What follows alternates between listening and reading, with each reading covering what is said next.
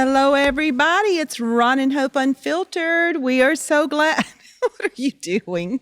That's your thing. You love to just come out the gate doing your thing. Say it. Ron and Hope Unfiltered. It's real, raw, and relevant. It's like a game show host. I could do when that. When you do that, you're like a game. You're like, what was her name? Vanna White? Vanna White. Vanna White. Look, it's real, raw, relevant. And it's relevant. Yeah. We're excited about everybody being on here again. Kind of giddy about our guest, I'll be honest with you a little bit.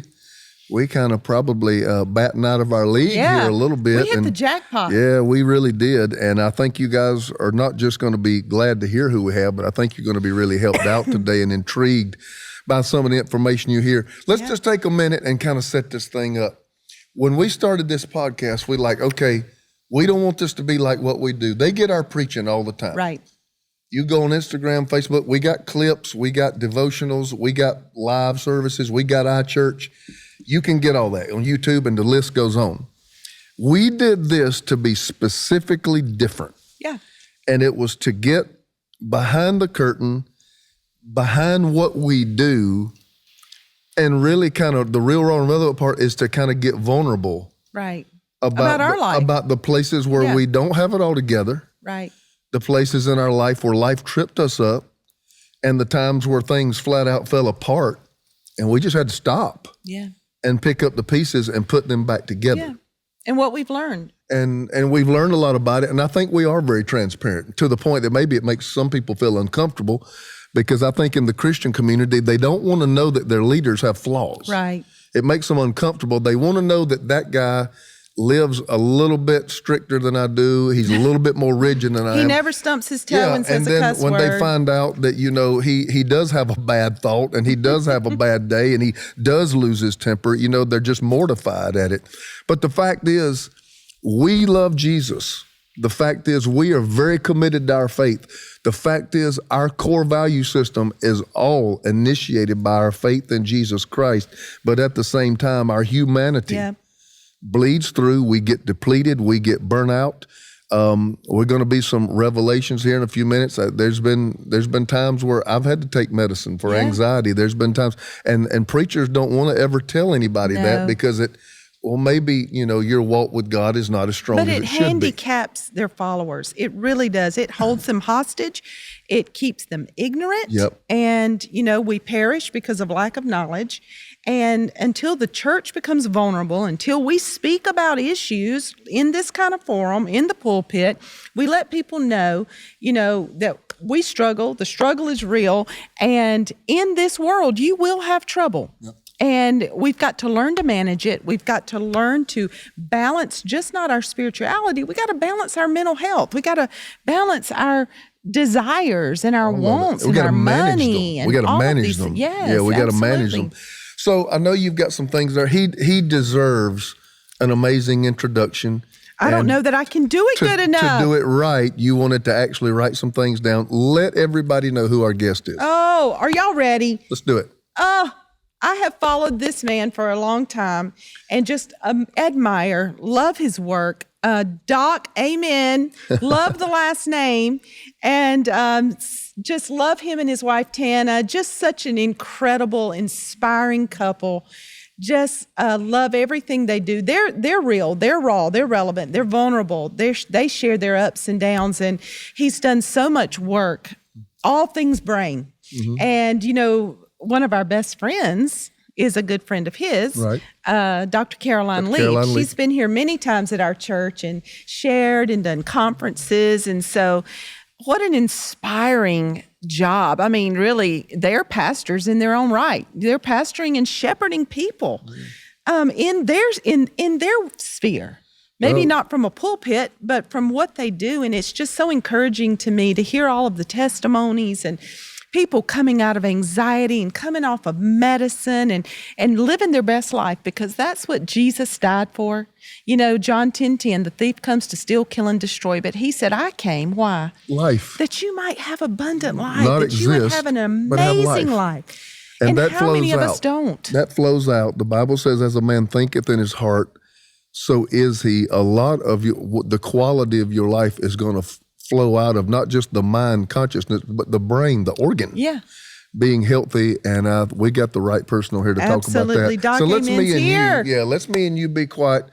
Doctor, just share with us some of the things that you would like for our audience to know, because we're all ears, sir. Well, I want to first say your book is just the most wonderful thing. The newest book, You Happier. And you said in there, I'm going to spur this, you said in there that most people don't ever think about brain health.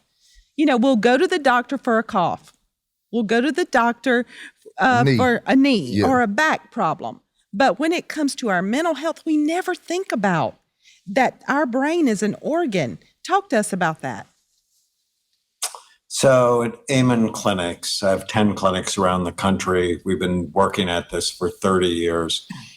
We built the world's largest database of brain scans related to behavior, over 210,000 on people from 155 countries. And one of the first lessons I learned is that most psychiatric problems are not mental health issues at all, but rather they are brain health issues that steal people's minds. And this one idea changes everything. Get your brain right and your mind will follow. I hate the term mental illness. When I was a third-year student at Oral Roberts University, so I learned medicine in the context of my faith, which made me really happy. And I hated the term mental illness then because it shames people. It does. It's stigmatizing and it's wrong. These are brain health issues. Yet we live in a society that makes diagnoses based on symptom clusters with no biological data and no love and care for the brain. So you'll end up on anti-anxiety medications and nobody's talking to you about your diet. You'll end up on antidepressants and nobody will be talking to you about exercise. You'll end up on sleep medications, but no one's ever done sleep hygiene with you. We live in this truly insane society where the pharmaceutical industry is making huge money on our illness. And they're perpetuating illness, and I'm not okay with this. And in my new book, You Happier, I actually start with the idea that happiness is a moral obligation. And it's like, I grew up Catholic in the San Fernando Valley in Southern California. And I guarantee you, in my family and in the Catholic schools I went to, that idea was nowhere to be found. Happiness is a moral obligation, but just think about how you impact other people. And I can guarantee you, if you were raised by an unhappy parent or married to an unhappy spouse or raising an unhappy child, and you ask them if happiness is an ethical issue, I guarantee you they'll say yes. Wow. And what we're going to talk about today is not fluff. It's critical, and hedonism is the enemy of happiness. And that's what's happening in our society is we wear out the pleasure centers in the brain. People are like, well, I'm depressed, so let me take an antidepressant. And I'm like, well, why don't we rebuild your pleasure centers and have you stop wearing them out? Wow.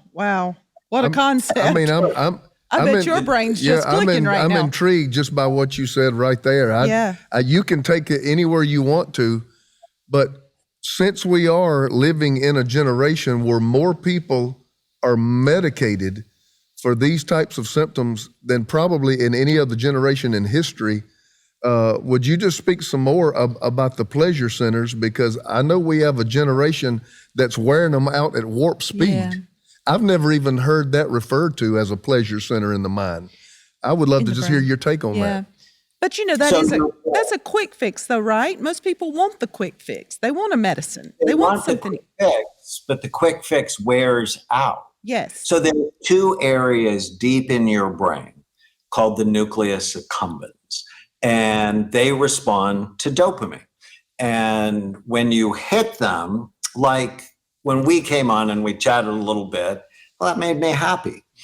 So connection makes you happy. Eye contact makes you happy. really great food, makes you happy. But if you hit them too hard, alcohol, vaping, nicotine, marijuana, repetitive gadgets, pornography, if you hit them too hard, what happens is you begin to wear them out. And pretty soon, you need more and more to feel anything at all. Yeah. I'm in Justin Bieber's docuseries Seasons because I've been his doctor for a long time. And we talk about dopamine deficit disorder that, I mean, if you just think of that boy, incredibly talented, but fame and money and travel and video games and drugs, basically anything he wanted, completely wore out his pleasure center. And then he fell off a cliff. Yeah. And it's only because of Jesus that he's still alive. Wow. Because he gave his life to Christ. And then he got me in his ear about we need to eat right. We need to think right. We need to take care of this organ. And he, like many celebrities I see, sometimes he'd show up, sometimes he wouldn't, sometimes he'd do what I said, sometimes he wouldn't. But when he was really in a dark place, he came into my office and he said, I think I get what you're trying to tell me. My brain is an organ, just like my heart is an organ. If you told me I had heart problems, I'd do everything you said. So I'm going to do what you say. And then he got radically better.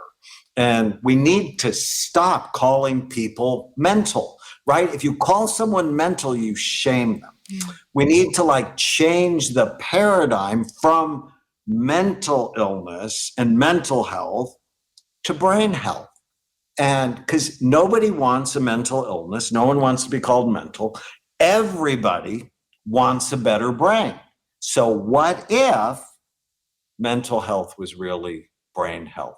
Wow. And there's no better in my mind than the church to get this message out, because the church has had problems because if you're depressed, you need to pray more. You have sin in your life. And I'm like, when I went to Oral Roberts University, our dean, the first week, went to the board and he drew these 4 big circles. He said, never think of your patients as their diagnosis. Always think of them. Always think of what's the biology. So for me, it's brain and body health. What's their psychology? So I teach people to kill the ants, the automatic negative thoughts that steal their happiness. And we deal with early childhood trauma, very common source of brain health problems. What's the social circle? If you want to be happy, you have to give happiness away. And what's the spiritual circle, which you won't hear very many psychiatrists talk about, but what's the spiritual circle, which is ultimately what's your essence? Why do you care? Why are you on the planet? What is your deepest sense of meaning and purpose? And I work in those 4 circles all the time. And when you see people that way, you just don't go, oh, you're depressed, take Lexapro. It's like, why are you depressed? And, could it be your thyroid? Could you have had a head injury? Do you have COVID brain? Or do you have Lyme disease? Have you eaten too much mercury from fish? And you begin to really see the brain as an organ. Get your brain right, everything is better. Wow. That's life-changing. Yeah, I want to take notes, and I want to preach about a 10-part series off this sitting right here. Don't do it. Don't do it. Doctor, this gets me excited. I know that the mind and the brain, the brain is the organ, the mind is the conscience. I get that. But to let you know what a big topic this is among Christians, I hope we have a much larger audience than that. If you're a non-Christian out there, I want you to know you're welcome in this podcast too. Yes. And we're so grateful that you've given us your time. But I know amongst Christians, which will be the major part of our audience, I was the same way. I probably come from that same circle, that same camp, the faith camp. And nobody ever taught me that I am, I have several forms of energy. I have emotional energy. I have mental energy. I have physical energy. I have spiritual energy. And there are certain things in my life that depletes those, but they never teach me the things in my life that replenish those. Yeah. And so, especially a preacher, you're told to give everything to God. Well, I watched my daddy die at age 62 because there was such imbalance in his life because of how he was taught. I followed in those same footsteps, and in my mid-40s, doctor, I crashed. Yeah. And if I may, I would just love to have your take on it, because when I got hospitalized for insomnia. My anxiety was so bad that I dreaded seeing the sun go down. Because when the sun started going down, I knew my fight was going to begin. And after 23 days, I finally was hospitalized. I had to go in under an alias because the local media was chasing me down, trying to get the goods on the story because they knew I was struggling. But doctor, the first thing they did when I walked in there was start handing me pills. Yeah. Right. Nobody ever listed any of the things you've just said. That's the first time I've ever heard that. I'd just love for you to speak to that. And nobody looked at your brain. I mean, No. Why would we do that? You're suffering, and they're thinking it's your mind, but not looking at your brain. Think of this. There were 337 million prescriptions last year for antidepressants. And virtually all of those people, nobody looked at their brain. Now, that's insane, right? Yeah. I'm a psychiatrist. I know how to diagnose insanity. And making diagnoses based on symptom clusters with no biological data, it's nuts. And when I started looking at the brain 30 years ago, what I realized is depression's not one thing. It's just like chest pain, right? Nobody gets a diagnosis of chest pain because chest pain doesn't tell you what's causing it, and it doesn't tell you what to do for it. So when you're going through this crisis, the first thing I would want to do is look at your brain. And then I would want to make sure your body was healthy, that your gut was healthy, that blood flow to your brain was healthy, that your hormones are right, that you don't have an infection or a toxin, or you hadn't been in a car accident and had a concussion recently. Because of all of those factors contribute.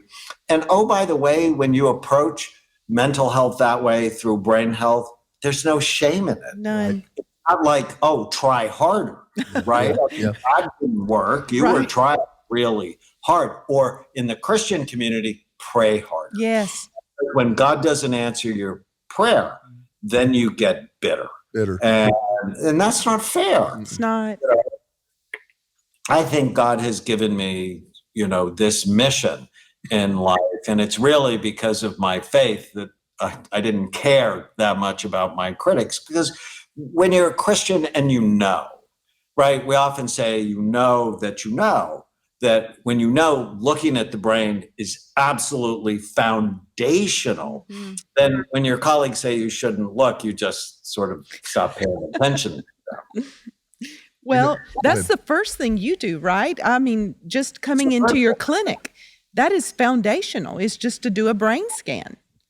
Because how do you know if your brain's working too hard, or if it's not working hard enough, or it's being if I'm thinking of somebody who all of a sudden can't sleep, is really anxious, I'm like, is there mold in their environment? Does their brain have an infection? I mean, you should see the COVID scans that I've seen. COVID activates the limbic or the emotional part of the brain. How do I know? And why would I guess? What other medical specialists never look at the organ they treat? What other medical specialists start giving you pills with no biological data? That's so true. That's insane. And then the medicine they give you changes your brain to need it in order for you to be normal. And I have problems with that. And it was about 40 years ago, the pharmaceutical companies that serve psychiatry, they decided they don't want to be in the order business, where, we'll give you something to fix it and then you don't have to take it anymore, like an antibiotic. They want to be in the reorder business, where once you start it, they want you to stay on it forever. And I'm not okay with that. Wow. Because, what I was taught at ORU is skills. Teach people skills, don't just give them pills. And I'm not opposed to medicine. People are listening, don't stop your medication. But get my book, You Happy, or The End of Mental Illness, and go, is there a better way? In my book, The End of Mental Illness, I go, if you're anxious, here are 10 things to do before you take anti-anxiety medicine that we now know is addictive and increases your risk of dementia. So, or if you're depressed, here are 10 things to do before you start on antidepressants. If they don't work, take the antidepressants, because depression and suicide go together. It's just a different paradigm. It is. We should be thinking brain health first. And when you love your brain, well, then you sort of stop drinking. You really stop using marijuana because marijuana damages the brain. You stop eating bad food. And, people get hung up on, oh, I can't do this, I can't do that. And that's the mindset of failure. It's like, oh, no, with a better brain, I get to have better relationships. Yeah. With a better brain, I have more money. With a better brain, I have more energy. With a better brain, the reason I'm on the earth, my mission is elevated. And so, when I got really healthy, I'm like, oh, I missed Rocky Road ice cream for a minute. I didn't miss being fat. And I didn't miss having joint pain. And I didn't miss, there's like nothing I missed from having a better brain. I love it. And here's the thing, spoiler alert, your brain can change. It can be bad.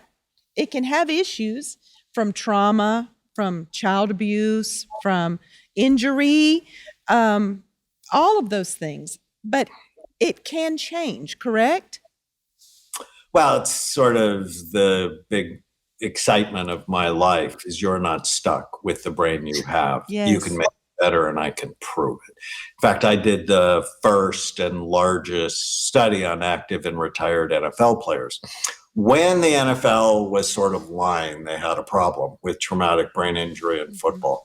For those who saw the movie Concussion, I was one of the consultants, and I've scanned and treated 300 NFL players. I mean, cool Hall of Fame players like Terry Bradshaw, Freddie Dryer, and high levels of damage. I mean, stop lying about it. Yeah. Playing football is a brain damaging sport. But 80% of my players got better when we put them on a rehabilitation program. How exciting is that? Yeah.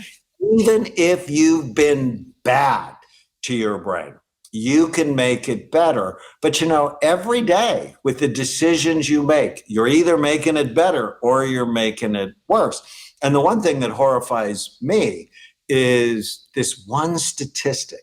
If you live to 85 or beyond, you have a 50% risk of being diagnosed with Alzheimer's disease. Wow. You basically have a 1 in 2 chance of having lost your mind. And I'm not okay with that. And every day you're increasing your risk with your behavior, or you're decreasing your risk with your behavior. That's exciting that you can choose. Yes. Because I don't want to be a burden to my children. And quite frankly, I love my 6 kids. I never want to have to live with them. Here. And I want freedom. And I don't want to be a burden. But, it has to do with the decisions I make throughout my life. It's choices. My parents are almost 80 years old, and my mom is suffering with some early forms of dementia and drinks, liters of diet soda every day of her life, and she has for as long as I can remember. And I try to tell her, Mom, let's not drink that. Let's drink something different. And her response is, I'm almost 80 years old. I can drink what I want to drink. Absolutely, she can. But the problem is, in fact, a brand new study came out, and they looked at sugar, stevia, and Splenda or sucralose. And they divided this into 3 groups. And for 6 weeks, so they studied their memory, learning, and brainwave patterns, executive function, decision-making. And stevia didn't seem to change anything. Sugar, learning went out the window. Wow. But the worst one was Splenda.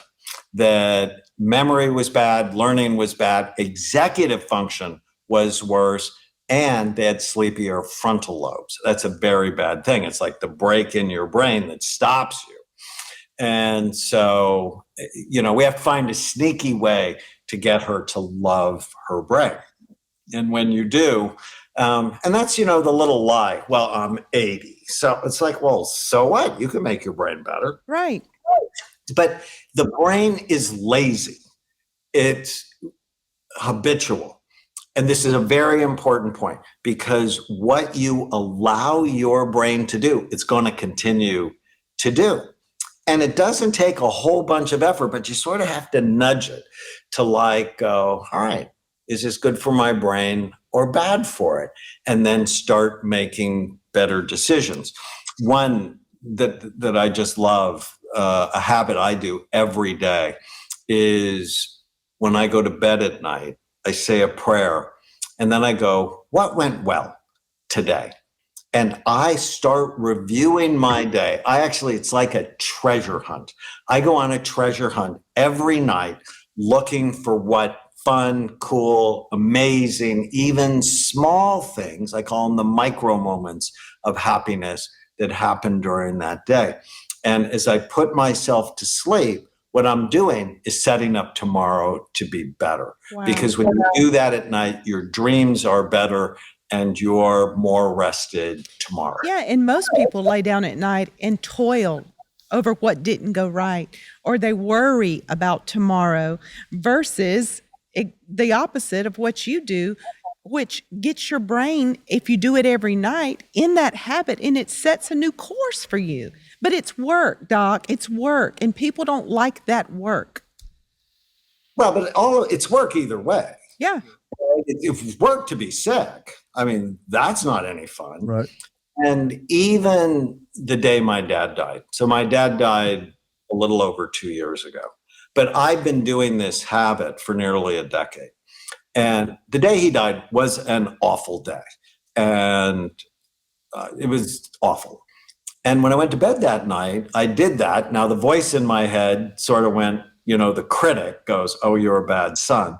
But because I'm used to doing it, I then thought of the most funny interaction between my mom and the police officer. And then I thought of the hundreds of texts I got from my loved ones and friends. And then I remembered just holding his hand before they took him away. And I remembered how soft it was. And then I went to sleep. And it didn't mean I didn't grieve. Mm-hmm. But what it meant is I was managing my mind. Correct. Somebody else or something random. So that is so good. So good. So good, Doctor. And that's secret number 5 in You Happier, is manage your mind and gain psychological distance from the noise in your head. And one of my favorite New Testament verses is Philippians 4:8. Think on whatever true, right, lovely, good, worthy of praise. Let your mind think about these things. And another one I just dearly love is Romans 12:2, be transformed by the renewing of your mind. Everybody knows that, but they don't know the second part of that. Then you can test each thought to see if it fits God's good, perfect, and pleasing will. And I did this program at Saddleback Church called the Daniel Plan. So I was the chief architect with Pastor Rick Warren and my friend Mark Hyman, and thousands of churches around the world did this plan, which they sort of marketed as a health plan, but I went, this is the mental health plan, because it was based on 5 big ideas. Faith, why do you care? Food, your brain uses 20 to 30% of the calories you consume. You want to think right, you have to eat right. Fitness, focus, which was brain health, and friends. We get better together, we get sick together. So the church is the perfect vehicle help our society get healthy. I agree. Well, before I go into brain overload, I think we've got some sponsors, don't we? We need to talk about. We do. We have a sponsor, and I love our sponsors. I love our sponsor, Chime.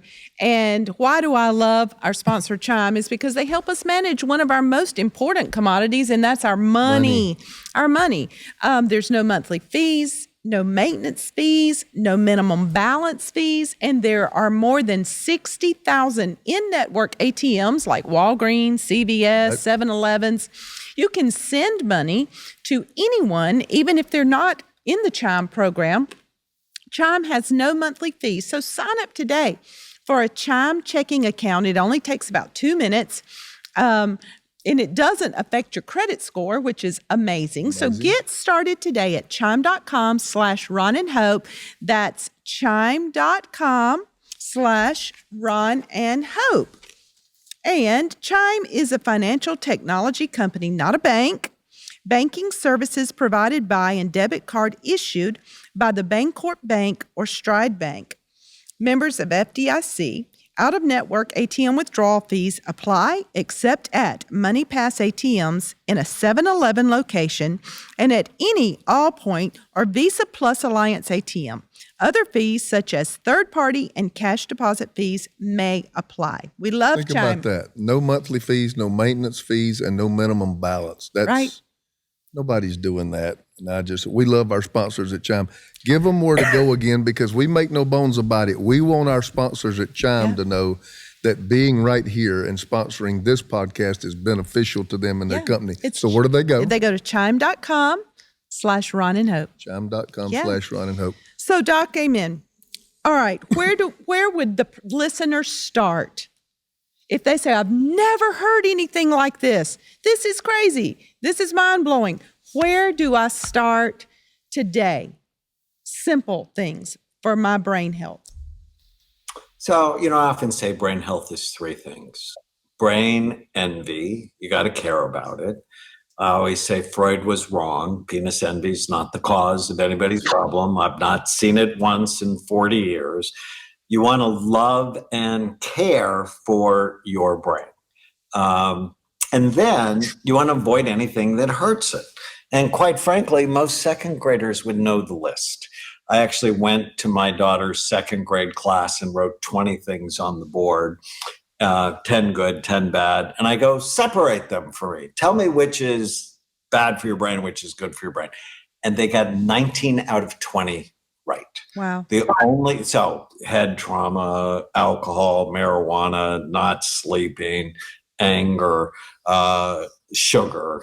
They put them all in the bad category, and they're absolutely right. And the only one they missed was orange juice, which they put in the good category. But it's totally bad for your brain because it's too much sugar. Yeah. Whenever you unwrap fructose, fruit sugar, from its fiber source, it begins to turn toxic in your body. And so avoid things that hurt your brain, know the list, and then do things to help your brain. And it's simple. I have a mnemonic I talk about in the book called Bright Minds. You want to keep your brain healthy or rescue it if it's headed for trouble. So you talked about your mom having some early memory issues. So if you want to keep your brain healthy or rescue it, we have to prevent or treat the 11 major risk factors that steal your mind. And Bright Minds is the mnemonic. So for example, B is for blood flow. Low blood flow is the number one brain imaging predictor of Alzheimer's disease. And what gives you low blood flow? Caffeine, nicotine, exercising, any form of heart disease. And so what do? You exercise, walk like you're late, 30 minutes, 5 or 6 times a week, significantly improve your mood and your memory. R is retirement and aging. As I hate this because I turned 68 a couple of weeks ago. As we age, our skin begins to fall off our face. That same process happens in the brain, but it doesn't have to.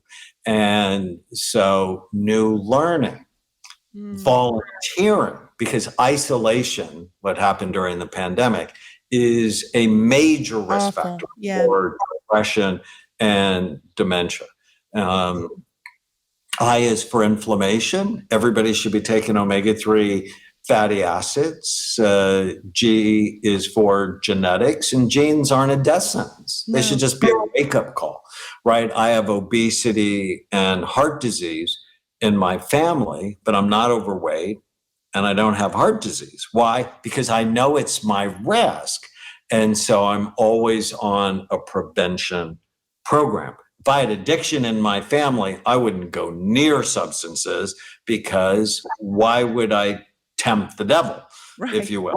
No. H is head trauma. We have to do such a better job at protecting our brains. T is toxins. And now in our society, it's like alcohol is a health food, marijuana is innocuous. Those are just lies. But there are other toxic things. You've probably seen recently how they've taken some sunscreens off the market because it's causing cancer.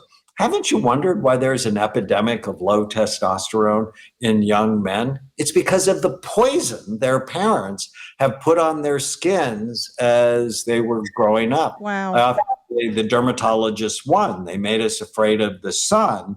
And so now we have these very low levels of vitamin D that you get from the sun. And, oh, by the way, we also have toxic bodies. M is for mental health. If you have particularly childhood trauma, get treatment for it. It's so important. I is immunity infections. So it's, I know this is a lot, but it basically comes down to this one question. Whenever you go to make a decision in your day, is this good for my brain or bad for it? And if you can answer that with information and love of yourself, love of God, your body is the temple of the Holy Spirit. I mean, why would you trash it unless you didn't care that much? Love of your family, love of your mission, you just start making better decisions. That's so good. That is so good. Let me ask one question, because we have a lot of listeners who ask us these questions. And the question is ADD and ADHD real, or is it social, home life, food? And what is the answer for these struggling parents with these precious kids who just seem to be bouncing off every wall and can't be tamed and struggle in school? So ADD or ADHD, and it's like, why does it have two names? 1980, the diagnostic manual called it attention deficit disorder with or without hyperactivity. And in 1987, they messed it up. They changed it to ADHD and basically threw out all the people who didn't have hyperactivity. So it's the same name, short attention span, distractibility, restlessness, impulse control, and it's real. And when left untreated, there's a very high incidence of addiction, incarceration, divorce, bankruptcy. It's a big problem. But the increased expression, so it's increased fourfold since 1987, when I finished my child psychiatry program, it's increased 400%. Why? Because of the gadgets, because of the bad food, because of the lack of sleep, because of a lot of the nonsense in our society. So how do you know if it's induced by food? As well, for a month, you just put them on an elimination diet. I mean, you feed them really well for a month. And there's a study from Holland that found there was a 70% reduction in symptoms of ADHD kids if they just feed them properly. You don't give them gadgets until their brain is more developed. I think that's critical. But if you see ADD in your family, it's a genetic disorder. Mm-hmm. You know, when I get these kids, the first thing I do is screen mom and dad. If I don't see it in mom or dad, I begin to look at the kid to see if they look like mom or dad, thinking maybe they got switched at birth. But if you see it in 3 or 4 generations, you probably should treat it. But treating it doesn't necessarily mean medicine. Again, I'm not opposed to medicine, but the first thing I'm going to do is exercise and fish oil and some simple nutrients, getting their diet right, and then go, let's watch. Because if they have ADD today, they're going to have it 4 months from now. Yeah. But the problem is, when you try to institute the lifestyle changes in an ADD family, the parents have ADD and they won't do what you ask them to do. Mm-hmm. So you end up, because, they're distracted. And so you end up almost having to use more medicine than perhaps you might want to. But there are answers. What we're hearing from you today is exactly what we wanted to hear. And we wanted our listeners to hear, it's not a life sentence. Anything that we're going through, and I believe that by the word of God as well. Yes, we've heard in church, go to the altar, pray more. Jesus does give us a lot of answers. He really does. But I do believe that when he died, when he rose again, he went to the right hand of the Father, sat down and said, it is finished.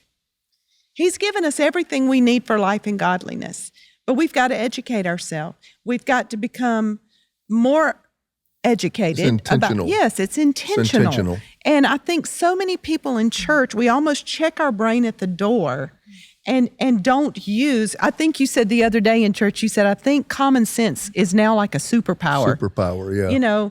And I'm just so thankful to have you on here. I would love to have you again. Just build our relationship with you, because we're very passionate about this. What we went through in our marriage 10 years ago, we almost lost everything. I wrote a book and we sent it to you about our story. It's called The Most Beautiful Disaster, where for many years in ministry, worldwide platform, my life was falling apart and I did not know why. I was abused as a child, trauma, was raped when I was 15, lived in a very hostile environment, then married Ron, went into ministry and didn't know why I was quaking on the inside all the time, because Jesus is the answer. Why am I quaking? Why am I freaking out over here? Why do I feel so isolated and not good enough and performing? And at 35 years old, I just had a breakdown and went on a 9-year tear of trying to be happy when I didn't understand so many facets played into my life and why I was the way I was. Nobody asked why. And we've learned so much on this journey about reshaping our thoughts, dealing with childhood trauma, dealing with the rape, getting counseling, getting help. And we have now, it's just... But like he said, blood work, hormone levels. We went through everything. All of it. Yep. Yes. So this has really charged us up, you being on here today. You've been very helpful, and yes. I guarantee you we're going to get a lot of feedback from this podcast. I'm very grateful for your time. Tell our listeners how they can find you. You're all across the United States with your clinics. So if we have listeners in Florida, I know you have a clinic there, Washington, California, Texas, you're everywhere. How can they find you? So they can go to amenclinics.com, Amen like the last word in a prayer. So imagine growing up with that last name. amenclinics.com. They can also follow me on Instagram or TikTok or Facebook. And my new book, You Happier. It's sort of the foundation of happiness in those 4 circles. How to get your body and brain right, your mind right, your connections right, and your spiritual life right. So I think that would be a great place to start as well. It's a great book. I'm about halfway through. It's just amazing. We love you. Tell your beautiful wife we love her and support you. And thank you for taking your time to be with us today. Blessings to you, sir. Well, you guys should get scanned at some point. We have a clinic in Walnut Creek, so we'll do it. I'll look forward to it. Thank you so much. Thank you, sir. Bye-bye. Bye-bye.